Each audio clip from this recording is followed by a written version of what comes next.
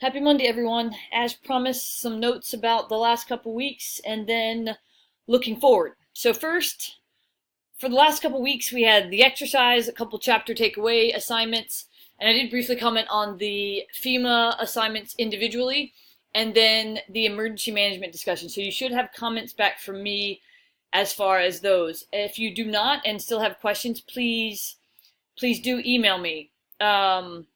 So as in, like, right now, you can go and look and you should have some comments from me. I will unhide those because I did just end up grading those. As far as the chapter takeaway assignments, you guys, pretty straightforward. Just need to take your time in doing those and make some connections between the text.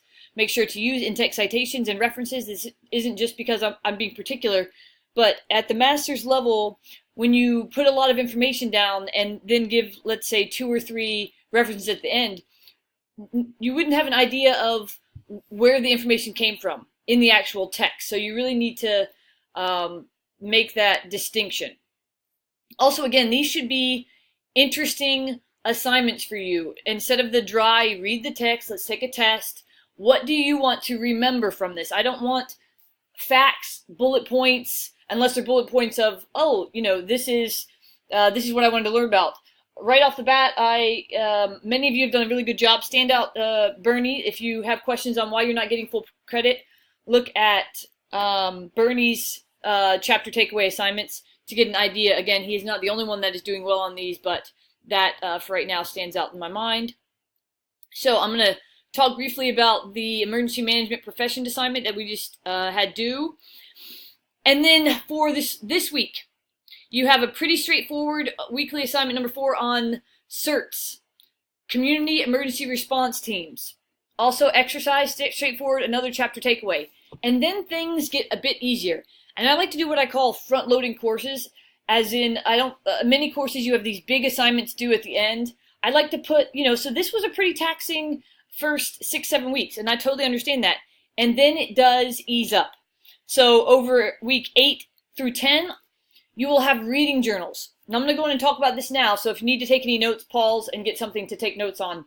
Because essentially what I want from these reading journals is for you to tell me they're similar to the chapter takeaways, but you need no outside sources. You don't need to give me references or citations or anything like that, unless you do go outside. But this is strictly for me to know that you are reading the text, and then what are you finding interesting? This text, to me, this book, reads like a novel. Very interesting. So basically, you're going to, for week 8, these are all due Sunday only. You're going to read the first part, and you're just going to tell me about it. Tell me what you thought. Tell me what was interesting. All of those things. Again, especially at this level, I offer a lot of free rein when it comes to particulars of assignments, but I do grade on effort. So yes, you have to, let's say meet the minimum bar that I set, but then it's largely up to you. I feel like, again, at the graduate level, you want to mold the experience into something that is, is something that you can take away from this course, or finding things that you can take away from this course. And this text, hopefully, will give you quite a few of those. Later, I will go into case study expectations, and I will send out information about that. But those will require you guys to do a screencast. But those will be, I think they should be pretty interesting. So I will have instructions out for that in the next couple weeks. So again, this week, chapter takeaway assignment. I believe it is your last one. Yes, last one. Last chapter takeaway assignment. Then we have the weekly assignment, the CERTs, and the exercise. And then we're going to reading journals. Okay, if you guys have any questions about those, please feel free to email me. On to, let me make sure I can flip to the right one. Okay, here's one example of a chart that was made for this, and also some of you didn't do a chart, and that's fine. Again, this was one of those open to interpretations. If you had emailed me, I said that this was my preference, and I would hope that it would help you guys collect information to see what was relevant for you. So, I will say that the Ohio job was probably the least useful in terms of, emergency management is a stretch. It is part of it, but this was probably, an outlier in terms of the other ones that more specifically relate to this course and this degree. I would think when I think of public safety, it's more of a criminal justice type thing. But as you can see here in the educational requirement, it could in fact be taken from this field. So, but I just wanted to highlight some of the things that I saw and that you guys had mentioned in your summaries. The first of which touches on the experience piece, and I'll go back up and talk about this chart in just a second. But essentially, as you guys can see, that many of you said, like, how can I get the experience for these positions? It seems like a lot of experience is needed, and this has to do with the trajectory of the field. Remember, hopefully you got gleaned from the chapter that this field is new. So of course they're going to value experience over education. And so that means with this degree, if you're slated or want to get a degree or a job in this field, you have got to get some experience. And how do you do that? So, certs, you're about to learn about certs, and getting a job, especially in this field, I mean, all fields, all government really, but it's who you know, it's making the relationships, becoming involved in your local cert. This is free training that they give you. And from that training, you can not only say you did it, but you can meet people and network. Internships. The Water School has an amazing internship program. And so just to get involved there. This could be as little as, 5 hours a week or more. But you really, this field is all about getting relationships and getting people to know you. And not an aside really, but kind of.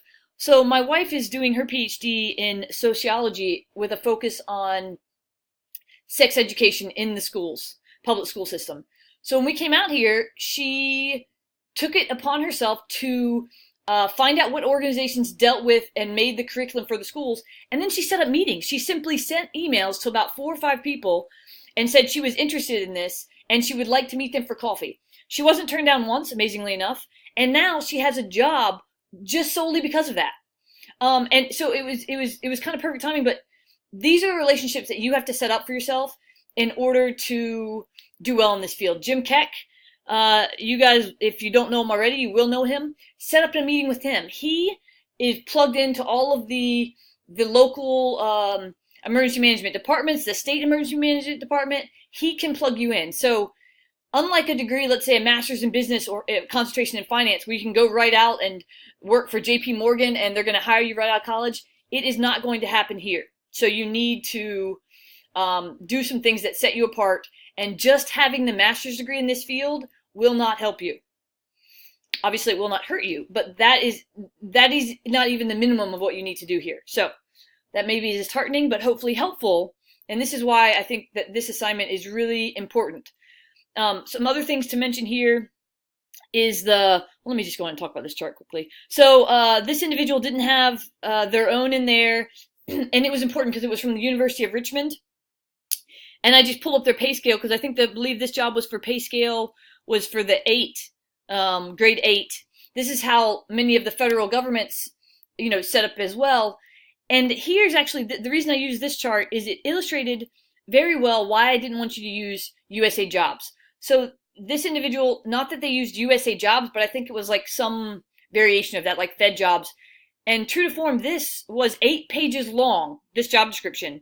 But it's more of the federal requirements. I think it talks about fingerprinting, but it's not applicable. And also there was a couple people that had 1-pagers. There has to be more information for jobs with that. So if you didn't get full credit, those might have been the reasons. But if you need, a more explanation, please feel free to email me as always. But anyway, so I use this to illustrate the fact that this is why I don't like using USA Jobs or some variation of that. So the experience piece, we saw that all over the place. And you get an internship, you can use that as experience. And then this was just the pay grade. Okay.